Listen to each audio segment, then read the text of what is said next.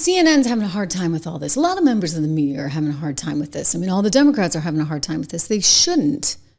They shouldn't. I mean, logically speaking, again, this is Barack Obama territory. This is exactly what he did. But because it's Donald Trump and we have TDS 2.0, which is apparently bigger and badder, okay? Like, it's a more aggressive form of the disease, shall we say. Trump, TDS 2.0, Trump derangement syndrome is getting, well, as I said, quite heightened, quite aggressive as it stands. And now CNN had this just complete meltdown. And one of the things that really bothers me, I'm just going to point this out, is that they keep going back to 1930s Germany and to the Holocaust and to World War II. And they keep making these comparisons to places where 6 million Jews were killed. I mean, you're talking about wiping out nearly an entire group of people. It's astonishing that they keep going back to this. And so I think it's kind of all rooted sort of in the same thing. When you look at Mamdani, the communist that wants to take over New York City, and you think about some of the things he said about Israel or about Netanyahu, et cetera, and then you hear this kind of meltdown on CNN where they're trying to say things that are just ridiculous and not true. I think that they're somewhat related. Let's listen in and bear with me, because this is a pretty obnoxious, disgusting group of people saying bad stuff. We don't know if they were looking for someone. We don't know if they arrested anybody. But clearly, whoever they were looking for, there was no one there but kids. Well, I think this is the challenge I have with even talking about this. We are normalizing a government agency disappearing people. We are normalizing, we're talking about it like it's no big deal that they are kidnapping people and transporting them to concentration camps, both domestic and foreign. Whoa. You heard that, right? Did I not say it was disgusting what you were going to hear? So just be forewarned. How dare she? How dare she? That is an insult to history, not only to all the Jews that were massacred, but also, by the way, to us and to our allies and to everybody who fought for freedom, for goodness sakes. God, would anybody, please take a history class? Please. I'm sick of the morons, and how dare they put them on television, but you got to hear it, right? You got to know what's out there. I think that's kind of insulting to, I think it's Jewish insulting what they're Holocaust doing. survivors. It is not insulting to Jewish Holocaust. I find it insulting that you could even fix your mouth to defend this disgusting behavior. Ovens at these? It's not a death camp. It doesn't matter. It's a concentration camp what they're doing, and they are disappearing people, claiming that these are people who have committed the most harsh crimes. But according to the reporting, less than 10% of these people have committed harsh crimes. So to do the victim Olympics and decide who had it worse, I can tell you, I can participate in that too. And everybody who says, "Oh, this is not the America I know," I can guarantee you it is the America. Can I finish my point, please? Yes. We are the fact that we're presenting this like it's political fodder, that a government agency is disappearing people. It is not a political point. It has nothing to do with Jewish people, because despite the fact that 20% of immigrants in this country are white, we do not see white people getting carted off to concentration camps. So if we can just focus on the people who are harmed the most by this, and not make yourself or somebody else the center of attention, when that's not who's getting impacted by this. Jewish, but I'm saying, or anyone else the center of attention. Tensions are so heightened using that kind of... Right, because apparently Jews are not allowed to have any rights whatsoever, and it's completely fine to compare Donald Trump to Adolf Hitler. This is a nut job. I'm sorry, that's my opinion, but I just think the woman is completely uninformed, and I don't understand why they keep putting such moronic individuals on television. I mean, but again, I feel like you have to hear it, because this is mainstream. For goodness sakes, they still show this network in the airports all over the country. Yeah, most of them. Although I've seen Fox in a few places. I consider that progress. But I mean, this is what mainstream America is consuming. Language, I think, is not helpful. The tensions are heightened because this BS administration is kidnapping people. It has nothing to do with my language. It has to do with the actions that are being taken by this administration. And how many people have been disappeared that you've never heard from again, and we don't know anything about them or where they've gone? Thousands of people. Are you never serious? heard about them? Where they're going? Nothing really. Are you a reporter? Are you not a reporter? Yes, thousands of people. We managed to find thousands of people in people. El Salvadoran prisons who, were sent I'm sorry. there. I just want to be clear. Are you defending? I won't torture you. I just need you to know how bad it is. All right. And that's an example of what we're seeing out there. And you had that Piawell woman, the Congresswoman, Jemiah. She said a few things recently that were pretty awful. They want to defund ICE. Hakeem Jeffries kind of punted on that question when he was asked by The View the other day. And you have Jasmine Crockett, who they're looking to as their new superstar, AOC, watch out. You got some competition from this one out of Texas. I know, Leslie, I see you in the chat, and we feel for you every day. Having to have a congresswoman like this from the great state of Texas. But nonetheless, here she is, the phony Jasmine Crockett, who, by the way, went to a fancy prep school and paid a lot of money for college, etc. But you wouldn't know it by the way she talks. I remember walking into another member's office, and one of her staffers says, "Did you see what happened to Alex?" Now, in the House, when someone says Alex, we all think AOC, because that's what we call her. We call her Alex. Oh, I didn't know that. Yeah, we call her Alex. So I was like, what happened to Alex? And then the staffer points to the TV. And I look at the TV, and that's where... By the way, she's talking about Padilla. Remember the senator that nobody had ever even seen before? I'm in the news business, and I had never even seen this guy.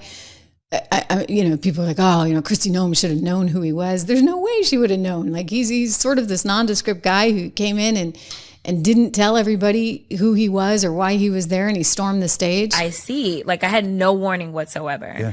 And so I see they're playing a loop of what happened to Senator Padilla. And I literally just broke down in tears and started crying, because it is hard for me to imagine, even just looking at Senator Padilla, this is the first Latino senator that the state of California has ever had. He is the senior senator in that state. Yeah. And in the video, he announces he's a senator as well. He makes it very clear who he is. He identifies himself. And then there's no respect, not a modicum of respect for him, nor his position, nor his humanity. Right. Because first of all, I don't think that you need to be a senator to not have ICE take you to the ground because you had the audacity in a democracy where we supposedly respect free speech and freedom of press, even though he wasn't press, but it was a press conference. You would think that you wouldn't do this to anybody, let alone a senator, but it tells you how sinister this administration is. And like he said, and he said it almost through tears, imagine what they're doing to people that aren't senators. Right. Okay. Imagine what they're doing. Let's just make one thing clear.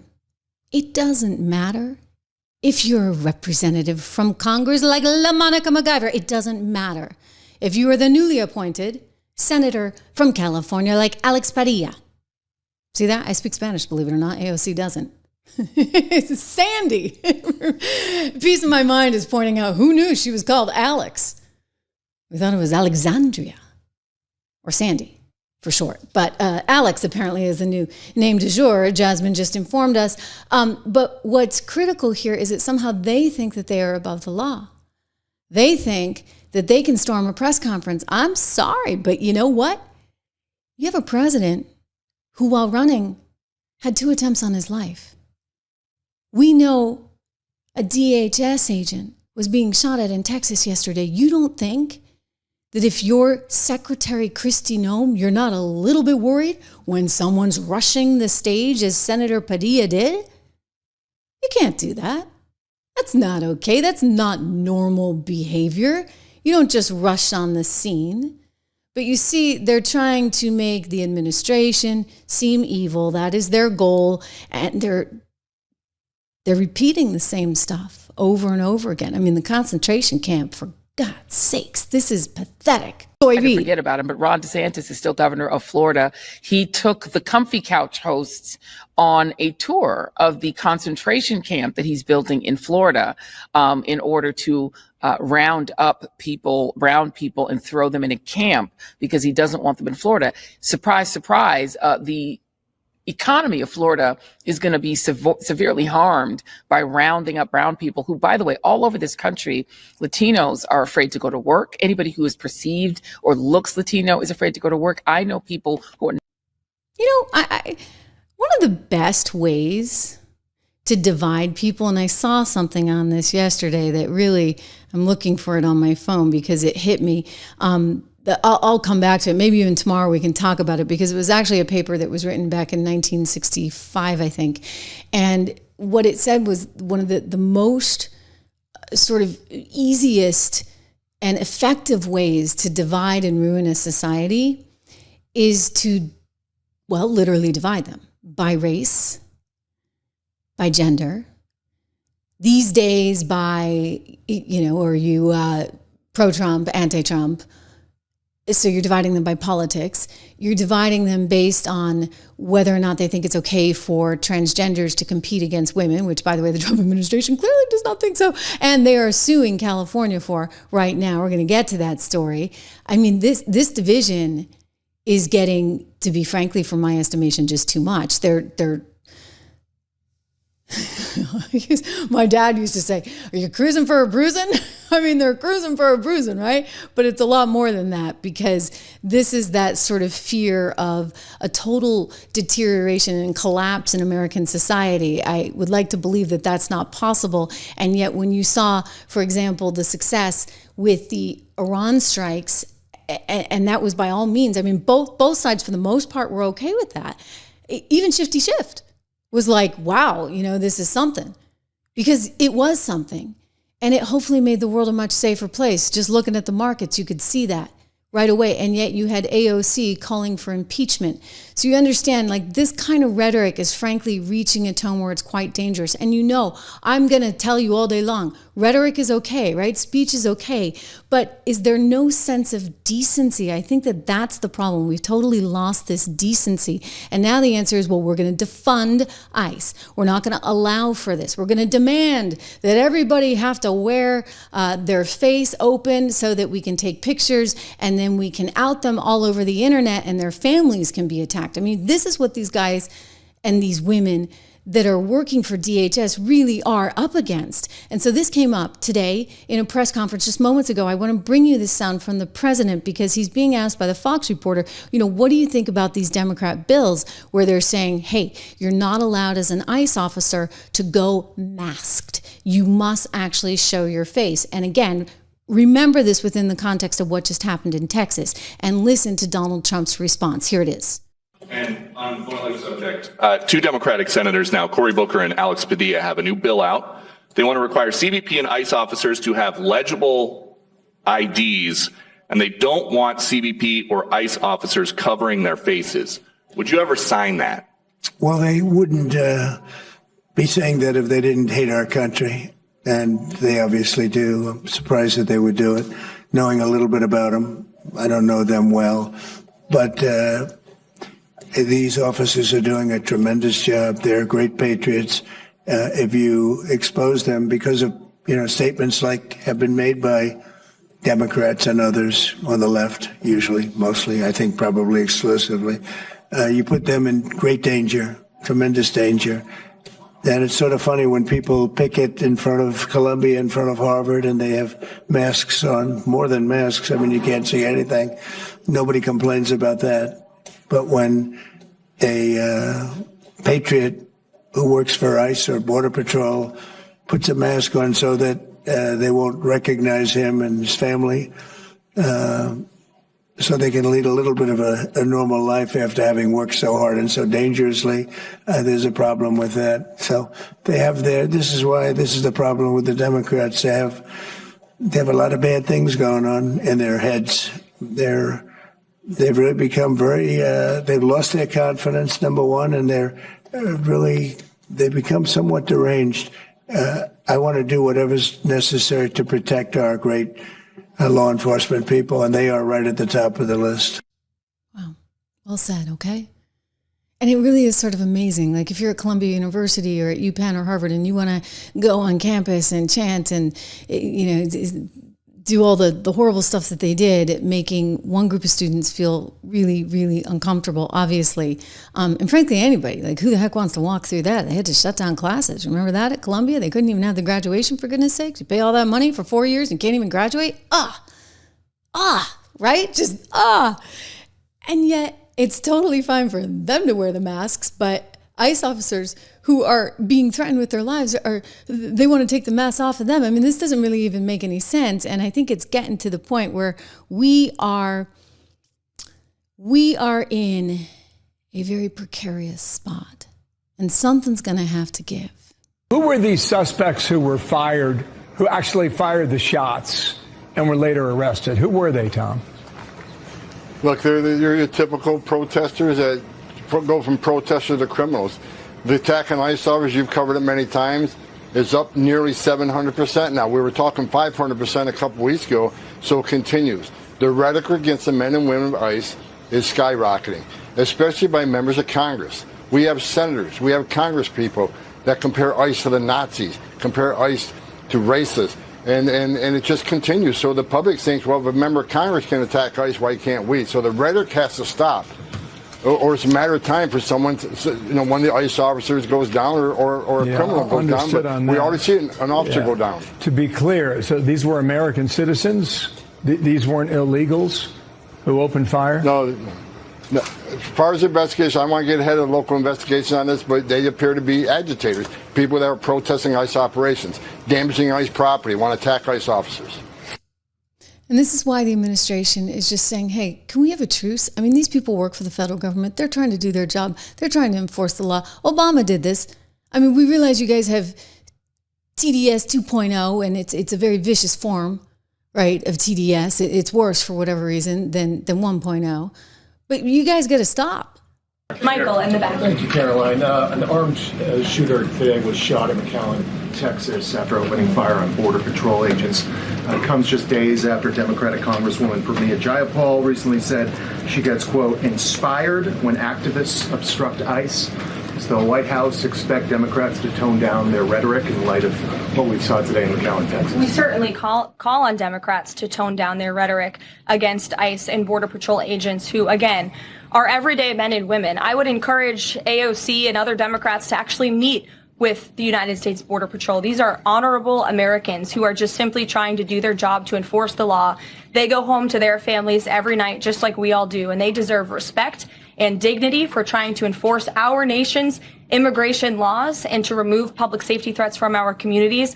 The White House is aware of the shooting that took place today in Texas, and we are working with the appropriate federal agencies to get to the bottom of what happened. You better believe it. Human beings just trying to actually protect our country, and look at what they're up against. Anyway, all of these people are going to face in my opinion, similar fate to LaMonica MacGyver, because she's been charged, as I said, violating Title 18 U.S. Code Section 111A1. Now, in this case, I don't know as they were assaulting, but they were certainly impeding, and they certainly were interfering with law enforcement. Whether you got Karen Bass out in Chicago, whether you got Karen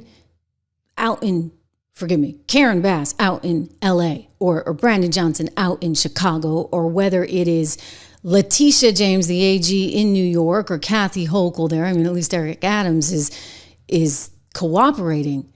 But wow, I mean, Michelle Wu, we haven't even gotten into her out there in Boston.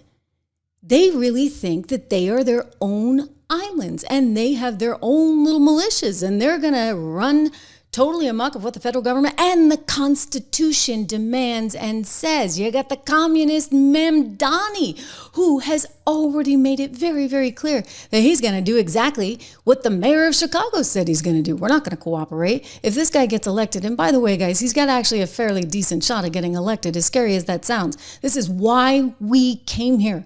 All of our ancestors came here to get away from regimes that would dole out property, right? Remember? I mean, nobody wanted the monarch to be handing you a piece of property. You wanted a chance to actually own it yourself. It's written right into the Constitution, Fifth Amendment. We did that on the 4th of July show, right? All about life, liberty, happiness, and by the way, the right to own property. They can't just take it away from you.